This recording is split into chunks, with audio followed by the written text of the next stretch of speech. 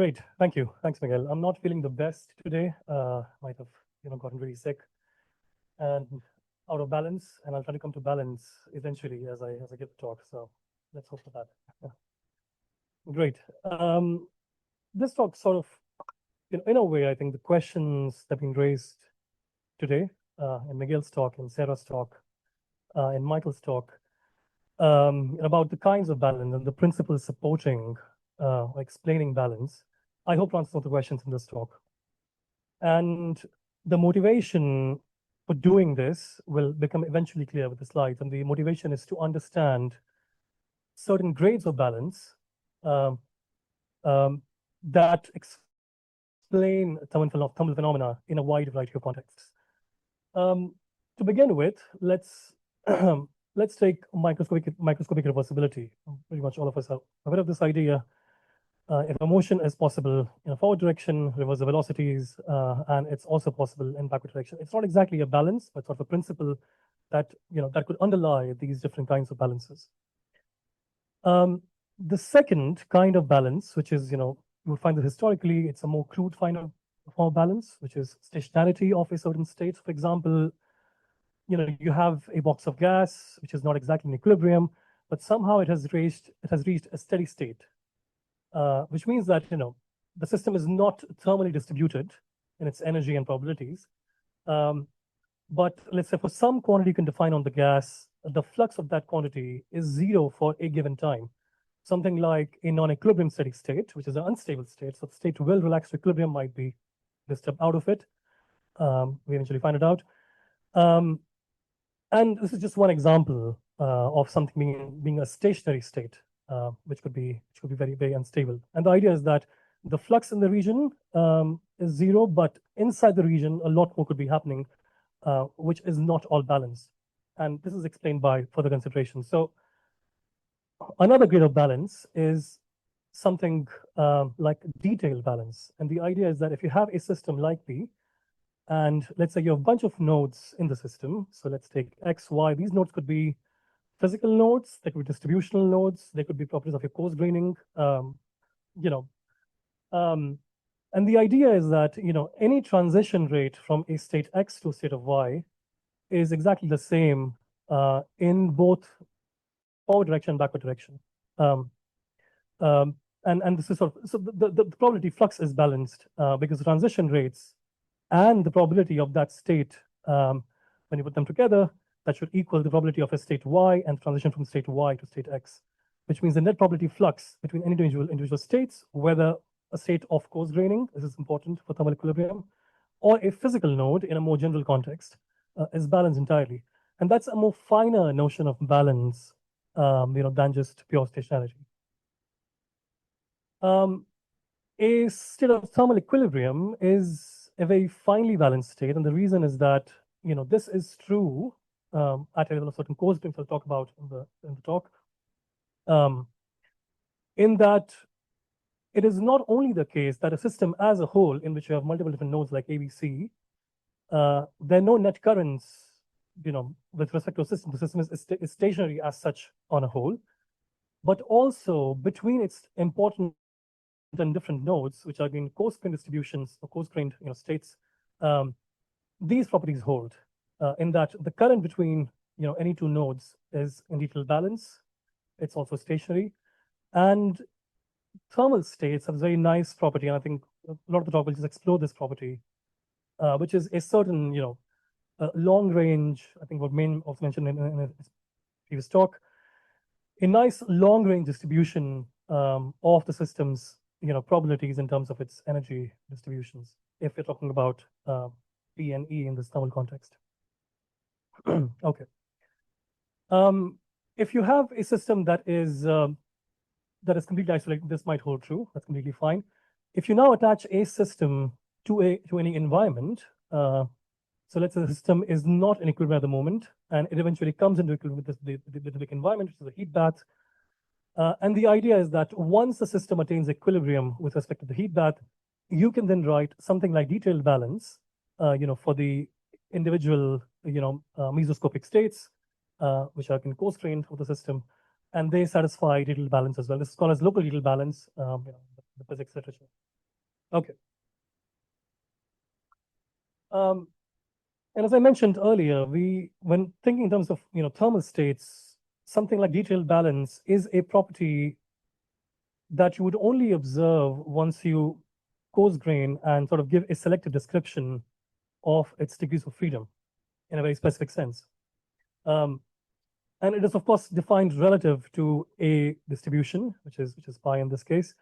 It could be that a system is you observe a given system, a given physical system, and unless you coarse grain the right way, you might not find a digital balance in the system, even though the system as a whole could be stationary, could be in equilibrium. So it's up to you if you can find that. And this is called the art of coarse graining in the thermal literature. Okay.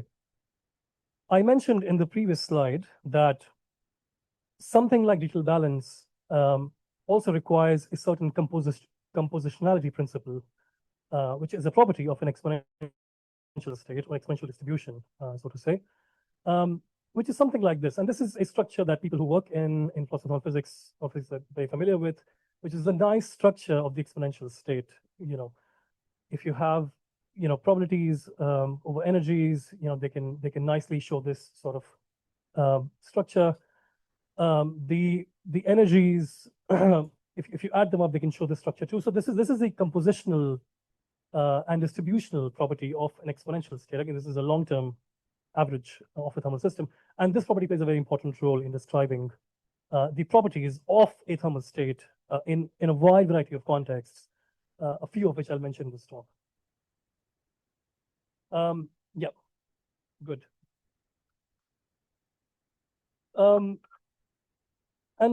as I was working on this topic as a part of my thesis, which is almost done now, I came across this paper from Olivier Darigaud, French historian of physics, and he has a very detailed survey of the history of physics literature from the perspective of finding sort of a nice story of fluctuation dissipation theorems. What are these theorems and why they're important? So, in many different instances in the history of physics, there are a variety of contexts, including electrochemistry, thermoelectricity, motion, noise, magnetic resonance, that people have found a nice relationship between how a system fluctuates and how it dissipates its energy. The fluctuation could be because of its internal, internal motion, or it could be because we have perturbed a system and now the fluctuations are happening. But these fluctuations, if the system is in equilibrium, part of the system, these fluctuations show a nice structure. And the structure is tied to the second law of thermodynamics, as was shown in different contexts, which I'll also try to show in this talk from a very particular point of view, which I'll come to shortly. Yeah, good. And this is what I'm going to survey, as a whole. So my objective is to sort of understand what kind of justifications went into different papers in the history of thermal physics of the course of the last 100 years. This is not a selective review. This is not a pick the papers, cherry pick papers. It's sort of important developments in history of thermal physics that bear on these ideas importantly. We know the paper from Gibbs, of course, is the whole book, which is one of the most important texts in the foundations of StatMech. There is another work that is less discussed in the literature, which is a work from Szilard, 1925. I'll mention why that's important. And there's also works from Einstein and Boltzmann. And Einstein sort of worked independently of Gibbs. He was not aware of Gibbs' work when he wrote his papers. And Einstein wrote multiple papers on the foundations of system mechanics and thermodynamics. One of these papers was a 1903 paper on foundations of thermodynamics, in which he describes, in a somewhat similar fashion to Gibbs, although based on hydrodynamics and not really Hamiltonian mechanics, he derives the foundations of the thermal equilibrium state. This paper was then used, and the distribution was sort of used because Einstein derived in other papers a fluctuation dissipation relation based on his understanding of thermodynamics as grounded in structural mechanics. And then, a bunch of papers ahead by Nyquist, Onsager, Casimir, they discuss these issues. They try to find, how does Einstein derivation fit into a wider context? Yeah, so that's the context for these papers. I'll come to Moroni in a bit later. Once we had these papers, there was a tradition in the more algebraic generalizations of these ideas that people try to ground a sense of thermal balance into more wider considerations, including algebraic considerations called as chemistates. And then papers coming later, from Puls, Voroknes, and Leonard, they try to operationalize this notion, and which we'll discuss shortly. There's a whole another branch, again, in more recent physics literature, people from, Hart Kessler and others, and from et al., who do not necessarily subscribe the foundations of the thermal state in the way you would see from papers in Gibbs and Boltzmann. They try to characterize this in terms of stability, stationarity, and they try to sort of bypass different conditions that you find in Gibbs and Einstein. I would not discuss this particular line of work. It'll take me way longer. But so just so it is important, we should be aware that there's a whole branch in the history of physics and more recent physics that tries to ground the thermal state on sort of more general considerations. Okay. But there's also one more objective of sort of showing this little diagram over here, which is that as I was looking through the literature of foundations for thermal balance, I found that some of the arguments given by Gibbs remain underappreciated. And these are to do with, specifically Gibbs' justification of the canonical state, on grounds that are not merely postulated. And I'll describe that. I'll describe this in the talk. Right. That's section 2 of the talk. I'll first discuss passivity in chemistates and the foundations, how it relates to thermal balance. Then this particular formulation from Gibbs. Then, the fluctuation dissipation theorems. And then eventually sort of a summary of the whole thing. Yeah. And the claims I want to make from this analysis, having drawn on these papers, is that the notion of thermal balance is different from mechanical balance, and this is already understood, but it's different in a very specific sense. It's different not only because a thermal description is a selective description or coarse-grained description of the system's degrees of freedom, but also because the coarse-grained description satisfies a specific structure, which is the structure of detailed balance and this compositional energy distribution structure. A state that is in detailed balance need not be a thermal state, as I mentioned earlier. When a state has when a system shows microscopic reversibility, is in detailed balance and has this compositional energy structure, it's a thermal state. And this is to be, it's an important point to be kept in mind. And detailed balance, along with microscopic reversibility, has been one of the conceptual anchors in this literature that tries to draw a relationship between fluctuations and dissipation along the second law, which I hope to illustrate in this talk.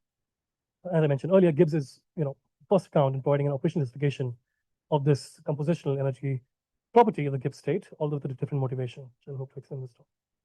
Good. That's the outline.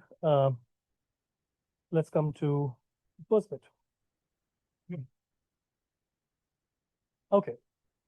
I mentioned earlier that this way from Szilard has received less attention. It's discussed less in the literature, and Szillard's motivation was sort of again to ground a state of thermal balance, onto more onto the basic ideas of the state of balance, owing these properties, which I mentioned earlier, which is the property of compositionality, and the distribution of energy.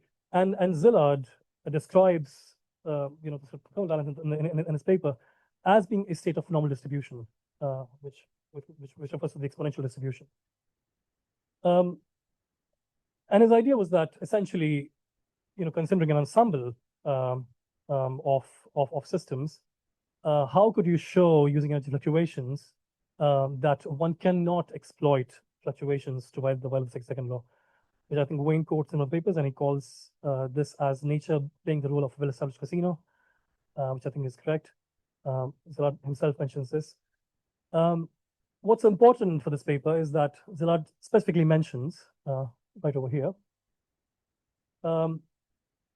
in that in Szilard's reading, the second law should not be seen as something that fails at the point where fluctuations begin to be noticeable. Einstein, in his 1905 paper on motion, mentions this specifically, and he says that maybe in the realm we can observe with microscopes, thermodynamics breaks down because it is where you can start observing fluctuations. But Szilard holds a different view. He doesn't mention Einstein in the paper. So and he uses this idea that thermodynamics can still be upheld at a level of fluctuating energy in a system. If we use this principle of no-work extraction from a state of equilibrium. Okay. Right. A basic snapshot of Szilard's ideas can be sort of gleaned at from this very simple and nice structure of the canonical state. To reach, first need to introduce a passive state. A passive state essentially, is a state. It is a constrained description of physical system. That's why I mean we have a state here, from which you can extract no work with only one ancilla copy of a system. The illustration is over here, and this happens when a system's an energy distribution becomes monotonically non-increasing in energy.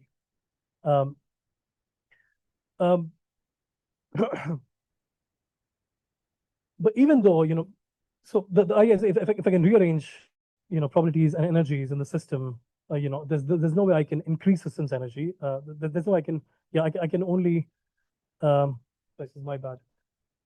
My head's getting foggy gradually as I give the talk, but I'll try to stay grounded. The idea is very simple. When you rearrange energy and probabilities against each other, if in a passive state, you can only go to a high energy state. You cannot lower system's energy, and so therefore this is a state from which you can extract no work, and you can show this in this formalism. You can run a cyclic unity on a system and understand that you can extract any work from the system. But that's the argument that is made for a single copy of a system. Now you can have multiple copies of a system, and then you would find that simply being monotonic in energy is not enough to guarantee no extraction. But what would be enough is that if you have many different systems, you sort of impose this condition on the distribution of energies, which in a dense region is exactly the same as the condition of the exponential distribution.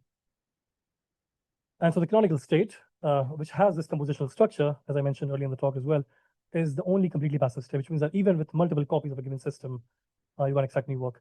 And Moroni mentions in a nice paper that this is sort of the argument that Szilard has, but he gives a different rewriting of it. Context. Yeah.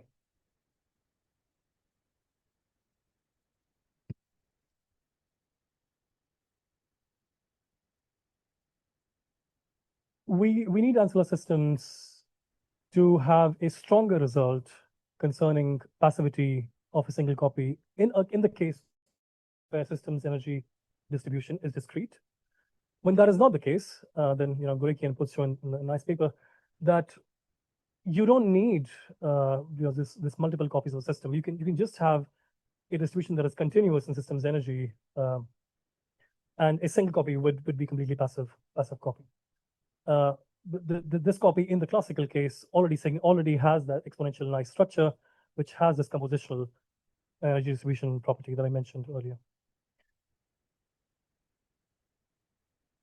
I'll probably skip this. I won't go into much more detail, but the idea is that so in derivations which try to generalize the idea of fluctuation, especially on the Gibbs state into more general setting, came from papers from Haag, Holtz, and others, also Haag and Kessler in the 1960s, 1970s, and they found a way to rewrite the Gibbs factor into an algebraic setting.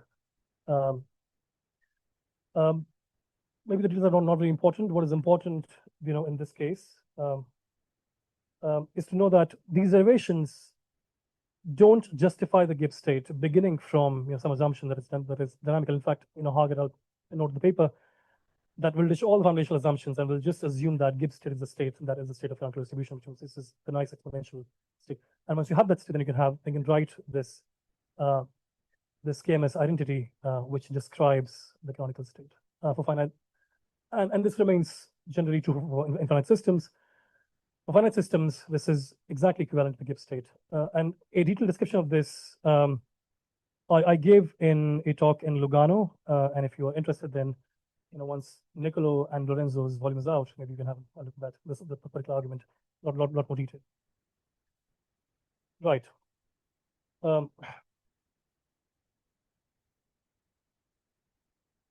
Now, my motivation, so as I was serving this literature on passivity, KMS states, understanding the foundations of equilibrium, I came across this quote from a book from Geoffrey Sewell, who's a distinguished British physicist, and he says that despite the enormous support, the assumptions that thermal equilibrium states minimize free energy, have the highest entropy, and so on, the traditional stat mech of Gibbs and Boltzmann provides no operational basis for it. And I kind of got hung on this because I couldn't come to truth with this statement.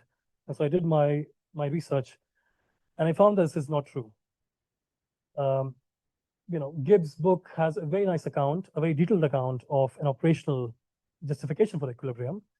And this could be seen as a worthy precursor of this whole thing I showed you. This is the reason I showed this entire derivation of the passivity and complete passivity ideas in a thermal context, along with Zillard, who also has an operational justification of the canonical state. Yeah, so my job is sort of sketch this in a bit more detail. Also draft on this. If I can send you the stuff if you're interested. But the brief details are as here. So at least in the early years when Gibbs wrote this book, the earliest reception from Ehrenfest was kind of hung up on the ergodicity assumptions. So they read, this is a paper by Phillies that talks about the reception of Gibbs' work in the literature, early literature, and at that point was that Gibbs' justification of equilibrium is postulated.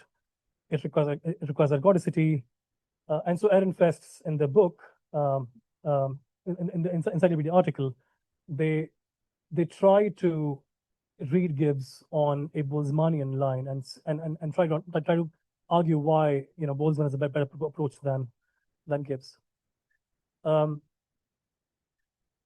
Later books by Tolman reject this idea of ergodicity. There's a reason why I mention all these details. You'll see in the talk eventually when the whole thing is connected as a big piece.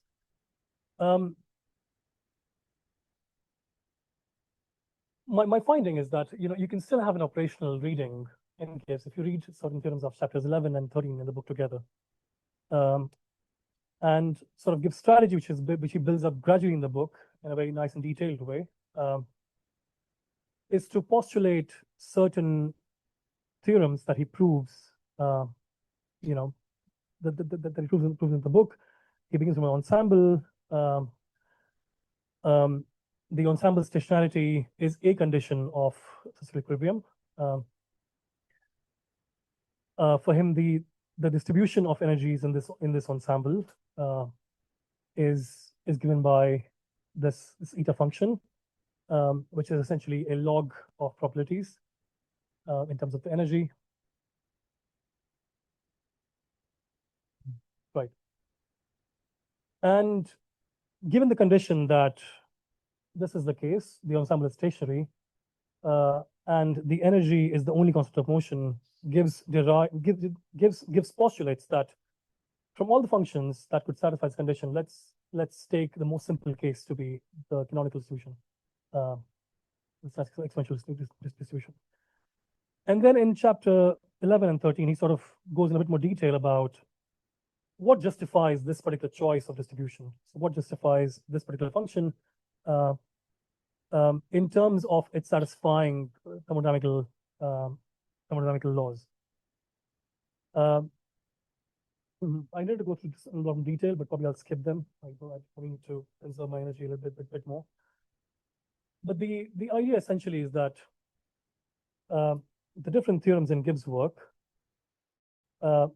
could be read, at least these two, could be read in the same spirit as maximizing the entropy of an ensemble that is in this distribution. And Gibbs imagines a bunch of cases in which he tries to operationalize this idea, which I'll come right now. So in chapter 13, he has broadly two kinds of cases. One case in which you have a system that is varying in its external coordinates. So you're working on a system via a single coordinate. That's what Gibbs calls this work, which he calls the mechanical action. And then you have a thermal action, which means that Gibbs is putting in contact an ensemble with another ensembles. And these ensembles have a distribution in phase space, which is what he calls as distributed phase. And this is what he calls as thermal action, given its distributional nature, roughly speaking.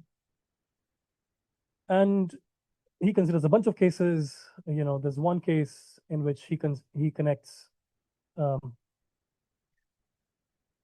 single mechanical system, and he shows why its entropy cannot decrease. And this is given by the index of probability, which is eta in this case. He connects an ensemble with the thermal system, and he comes to the same conclusion. And he has other. I'm happy to send you the draft. Yeah, probably. Right. The idea is that connecting different ensembles or mechanical systems to a given system that has a certain distribution in phase space would not lower its index of probability, and an ensemble that has greater energy. So for Gibbs' modulus is essentially, he tries to establish that as the analog of temperature. And so any ensemble that has a higher modulus, will lose energy. This is the Clausius inequality type result, second law, essentially.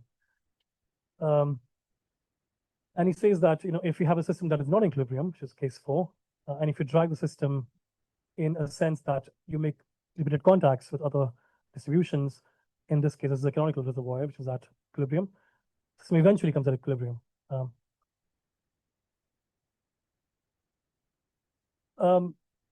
In the first 4 cases that Gibbs has, he assumes the amount of work to be negligible. And I think the objective that Gibbs has in mind at that point is just to show that you can't minimize the index of probability, which is eta. The other reading would be that you can't, lower system's entropy.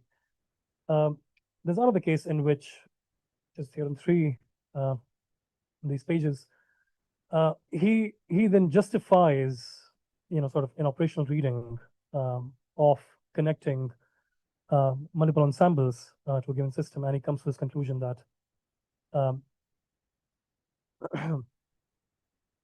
you cannot lower a system's energy, by cyclic processes, which is equivalent to the Kelvin-Planck statement expectation value.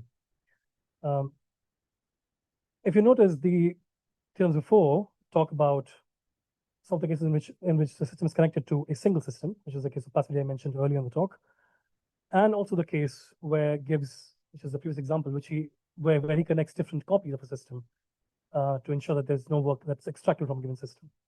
And this is the argument for complete passivity. This is the precursor of the argument on complete passivity.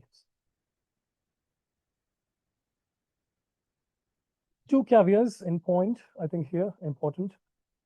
So the literature that grounds the canonical state on the node extraction principle in cyclic processes, the passivity literature, goes in the direction where they postulate or sort of take this idea from second law and then they derive the canonical state as the only such state, from Szilard, Leonard, Moroni, other people. In the case of Gibbs, as I mentioned earlier, Gibbs sees that there are multiple functions that can satisfy this choice, and he chooses a canonical distribution as a simple distribution, and then he derives the no condition. He justifies the no condition in chapter 13 from this case. so the order of necessity is sort of reversed in both two directions. I still think that Gibbs was seen as a worthy precursor of this tradition. The second finding, so if you read Einstein's papers, 1903, 1905, 1906, Einstein's derivation of the canonical state assumes ergodicity. The literature that comes after it, which borrows Einstein ideas, which I'll come to shortly after the section, which borrows Einstein's idea to justify fluctuations and dissipation theorems based on Einstein's finding, then sort of carries forward this assumption all the way forward, only to be rejected later on. Hart, Kessler, and others in 74, Sewell. Then they claim that you don't need something like ergodicity to explain why a canonical distribution succeeds. Yet the early readings of Gibbs make ergodicity as being central, but Gibbs nowhere invokes it, or at least explicitly, as Stone also notes. Right. And this is the part where I try to connect the properties of the canonical distribution we've just seen a justification of from Gibbs and the passage tradition, including microscopic reversibility, detailed balance, and the compositional energy property, and see how some of these ideas have been implemented, or at least used, exploited in these papers.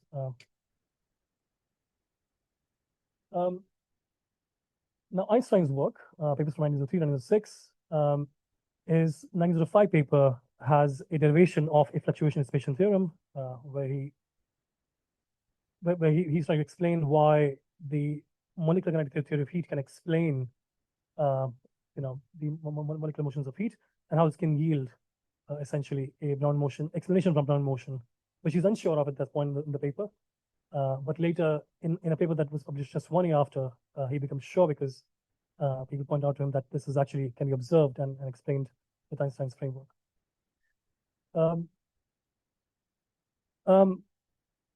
In the next paper in 1906, we did 1905 as well.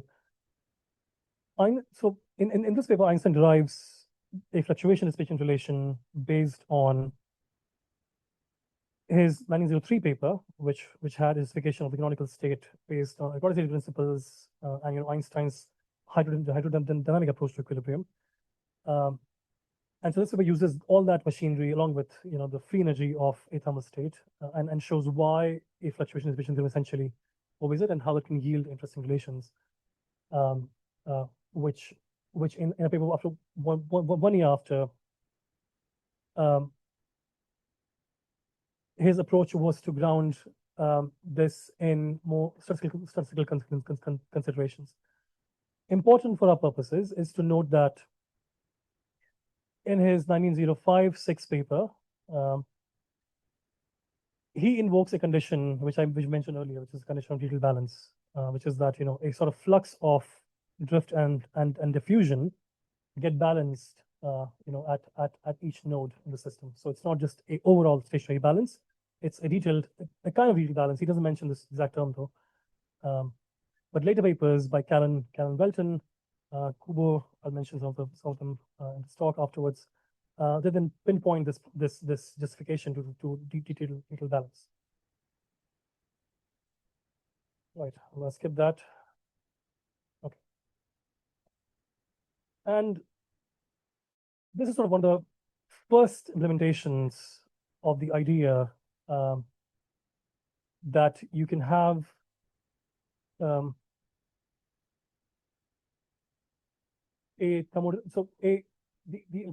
implementation of detailed balance, second law considerations, and the properties of equilibrium in the context of thermal circuits. From Nyquist, and Nyquist essentially is writing this paper based on a finding from Johnson, where Johnson reports and discovers and measures electromotive force in conductors, which are caused because of thermal agitation of kinds of electricity in the conductors. And Nyquist attempted to explain what is the basis for this.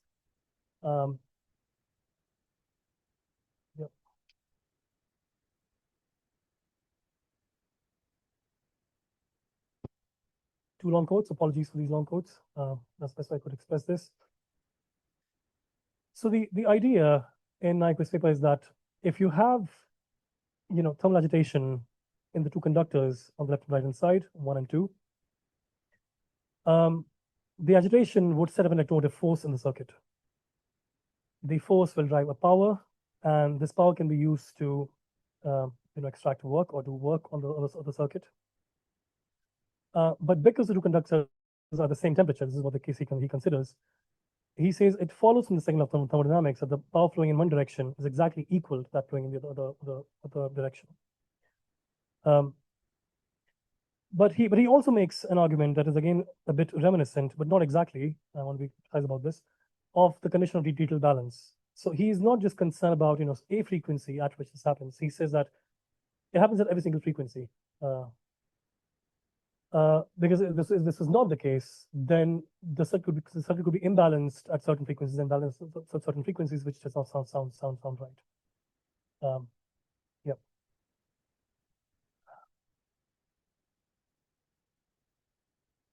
Right. There's a whole interesting debate on this sort of former notion of detailed balance that you find in Nyquist, although not exactly detailed balance, but some version of it.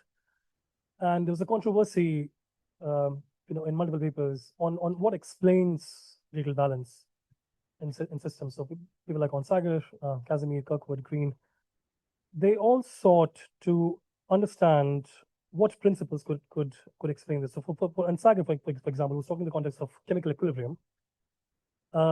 What explains this equilibrium is something like this micro reversibility of a system's motion or dynamics, plus detailed balance of the chemical constituents in a reaction, and some kind of a regression hypothesis, which is the idea that a system cannot distinguish between an external perturbation that you drive it to, and an internal fluctuation.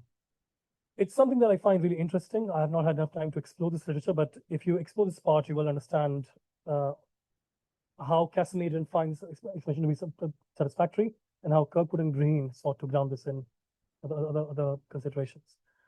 But in a more general setting, Callan, Minto, Kubo, and then the whole chemist literature then gave a general version of these relations, which is now grounded in detailed balance, which is the version I introduced earlier in the talk, in the very beginning. And Herbert Callan and Welton have this paper, which I think became one of the foundational texts in the KMS literature. And they have two aims: one, to explain Nyquist's paper in more general terms, and also to generalize the findings to any arbitrary linear discrete system. So they want to obtain a relationship between the generalized resistance of fluctuations of generalized forces, appropriately generalized forces. And for their machinery essentially is based on detailed balance and the canonical form of thermal equilibrium. They do point in the paper, though, they sort of appreciate Nyquist's approach and its ingenuity in it basing, a calculation of fluctuations on the second law, and also sort of correlating a property system in equilibrium with a parameter which characterizes an irreversible process.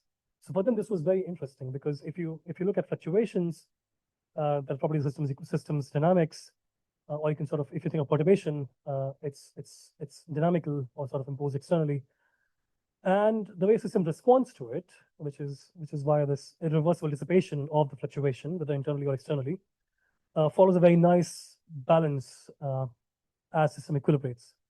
And they found this very interesting. I think it is actually very interesting. I think one of the most important results in the foundations of FDT. Right. What I want to sort of take away from this discussion, and I want to illustrate this in a bit more detail with an example, which I'll come to the next slide, is that, what is the mechanism via which a random fluctuation, becomes sort of, is equal to a system's dissipative response. So because kind of working in a quantum context, they impose loss of coherence as system equilibrates. The correlations grow with the thermal environment. The system decoheres with time, and so it, and in that process, you can once system equilibrates, it loses all the coherence. You can show why this is the case. Now let me make this a bit more precise in another classical setting, but the ideas will remain the same. And this example, I think, is also important. I mentioned this in the APSA talk in a lot more detail than what I have here. It is to understand the specific details of what are the assumptions involved in detailed balance, reversibility, the properties of the canonical state, and its statistical nature, so to say. So there you go. This is a very famous model, which begins from paper by Robert Zonzig in 1960.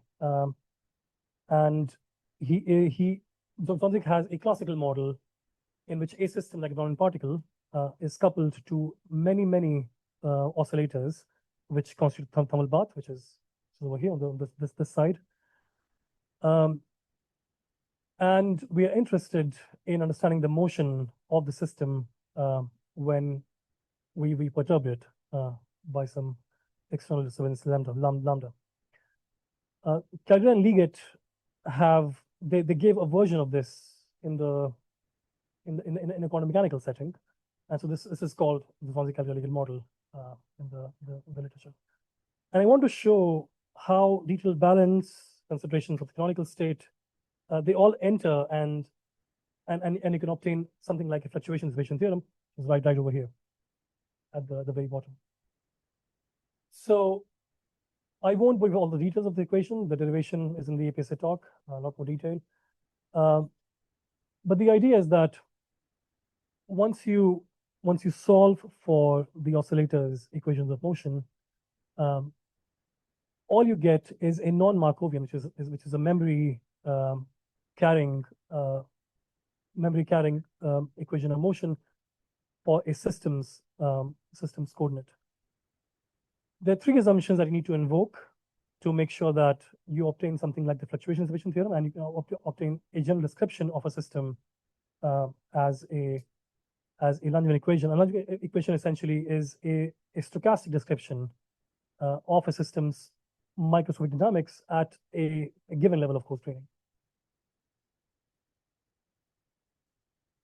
The three assumptions we need to invoke in this case include a canonical bath to begin with. So you assume that this little particle over here, the system over here, is connected to this bath of oscillators, which is in thermal equilibrium, and it has this nice canonical structure. A property of this canonical structure is that the noise averaged over the bath would be 0, and this gives you an ensemble level equation that is very neat and sort of decoupled from the bath.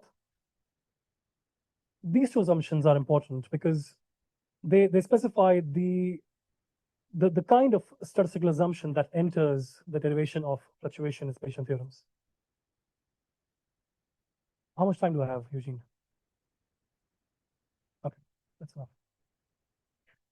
Right. So the two assumptions that make this the memory carrying equation of motion system's coordinate into a more manageable Langevin equation that has no memory, or memory that doesn't depend on system's exact path at the moment, is to assume that the oscillators dephase in time.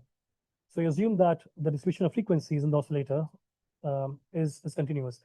And this is a bit similar to Wayne's quote of Maxwell, which is a Maxwell bucket quote.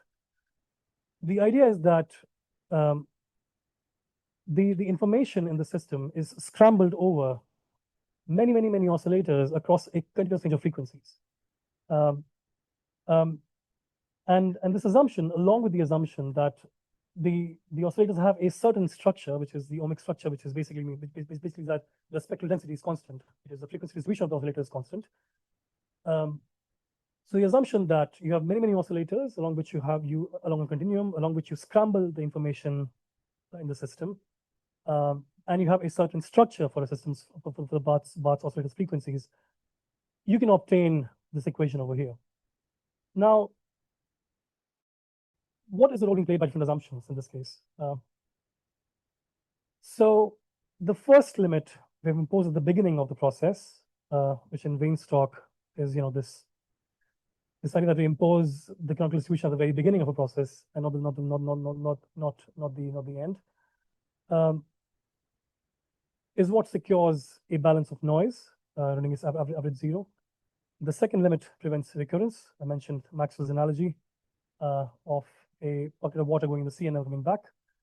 And the third one achieves a Markovian closed dynamics, and this is what gives you this nice fluctuation dissipation theorem. So the structure of the canonical state in this particular example, and these two assumptions about the system, so A, a large scale limit, and B, the particular structure of its system's frequencies is what actually yields the FDT.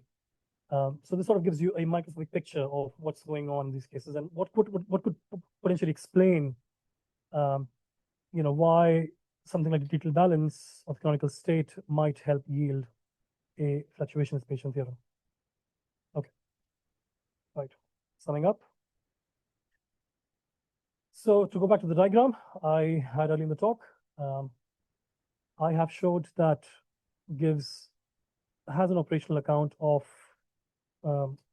dissipation of the canonical state, and Gibbs justifies the canonical state by its particular compositional energy distribution properties, which I've mentioned in the talk has been quite important in the development of FDTs, including detailed balance.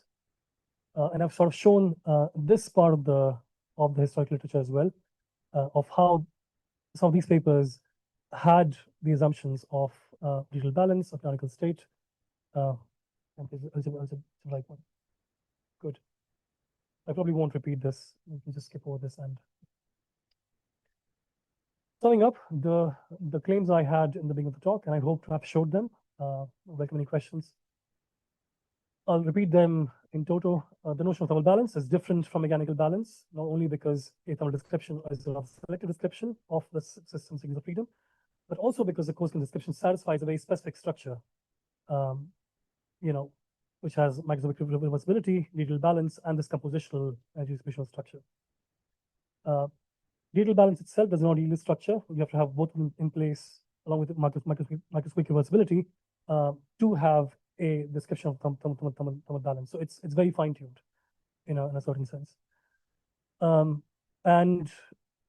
it has been one of the conceptual anchors of the FDT relation along second law in the literature on FDT in the history of physics, and gives us a very nice justification in providing an operational account of this compositional energy property of the Gibbs state, which plays an important role in the FDT lineage as well.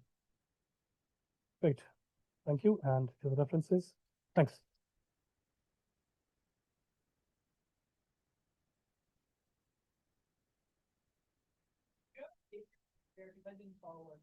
Yeah, certainly. I'm going on the Gibbs distribution. It's a short paper. Yeah. And the other one for the calculated model, I have slides. I have paper, yeah, but it's already crystal context. Okay. So I'd love to share this with you.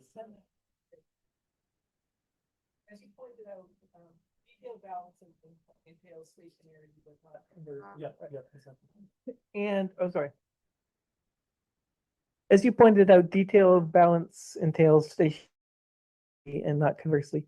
In Gibbs' argument, I see where stationarity of the canonical distribution plays an important role, but I missed where detailed balance plays a role in Gibbs' argument. It does not. Okay, then I didn't miss it. Okay. Yeah. Thank you. Thanks.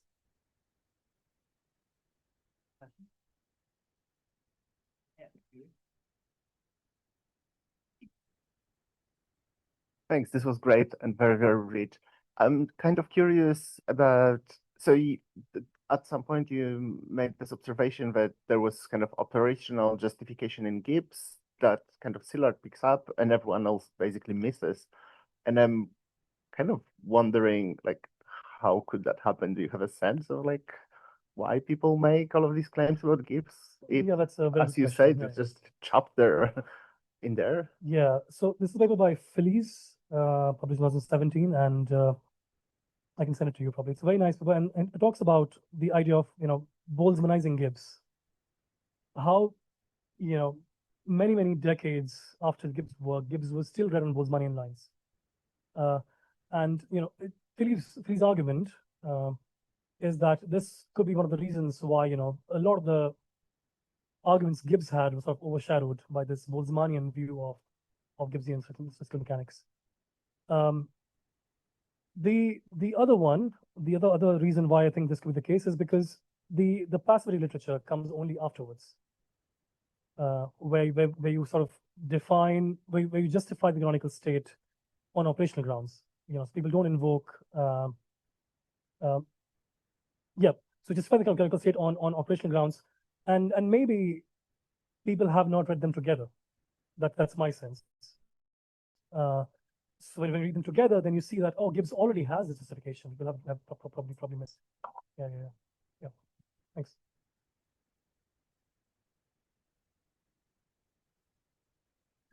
But maybe it's just therapy, like how about debasing? This debasing is a classical. Yeah, it's a classical model. Yeah. I'm wondering how you have any sense of how the physical implication of debasing stays the same, some sense of debasing from the classical. That is my next talk. So the papers I borrow this from, they were by Erik Orgel, who's a Dutch, the Swedish physicist. So the quantum version of the model discussed in this particular context can be found in Dr. Hangi, 2020 paper. And I'm still working on understanding those in a bit more detail. But my sense is that, having surveyed it, in not detail, is that the overall structure remains the same of the argument. The quantum case would bring peculiarity, which I'm not aware of at the moment. So yeah, more work is needed on that front. Thanks.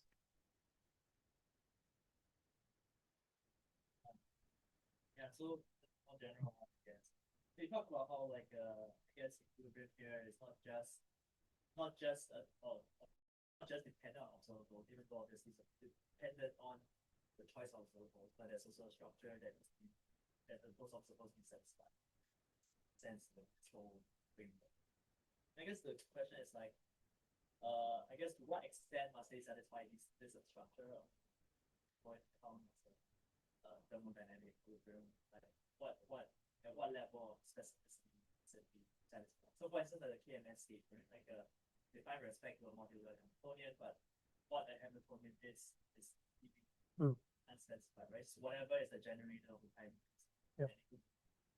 At that level, say, oh yeah, of course it's a good state, but then when you specify, we say, oh no, but it has to be of certain form, like say the Gibbs form, where you mean by Gibbs the actual Hamiltonian, not some weird generalized Hamiltonian. Yep. Then that's a very specific question of it. But you let it generalize the question, but how far can you go?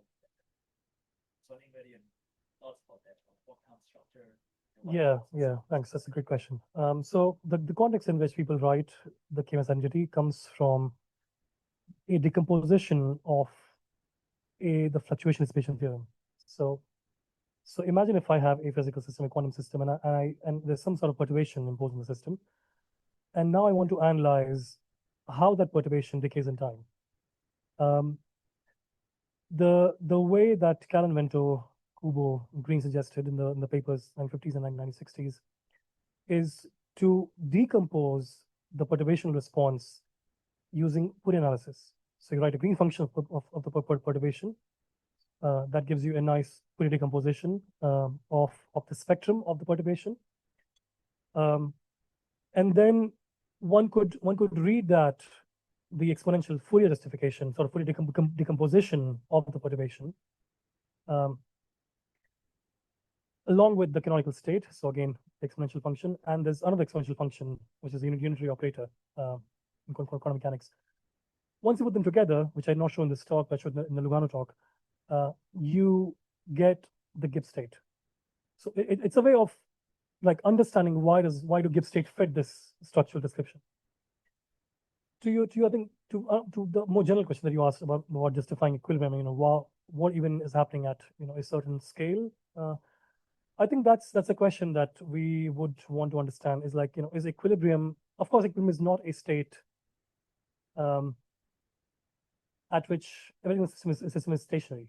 that's not the case. So system has fluctuations going on, and a certain structure, this talk hope to have showed. The question is, if I observe equilibrium at a given scale, does it also mean that there's equilibrium to be discovered at another scale? And it's a question I don't know the answer to at the moment. I think it'd be nice to investigate that and see why could that be the case. Because, yeah, I mean, one argument could be that if you have detailed balance and the exponential state, any drop in the system's energy in the canonical state has the same exponential structure as the canonical state itself. So, if you have e to the power minus beta e, you reduce the energy, e minus e2, and you find that as the whole thing goes down, it has the same structure. So it's sort of exponentially distributed throughout.